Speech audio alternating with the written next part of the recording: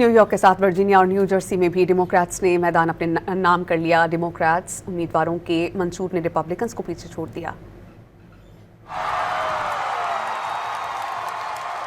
Virginia में Abigail स्पेनबर्गर और new Jersey में मैकी शेरिल गवर्नर बन गई।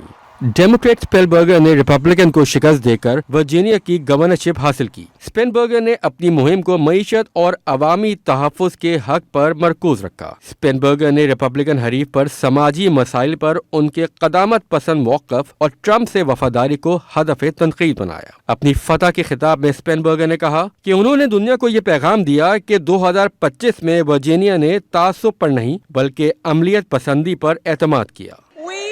A message to every corner of the Commonwealth, a message to our neighbors and our fellow Americans across the country. We sent a message to the whole world that in 2025, Virginia chose pragmatism over partisanship.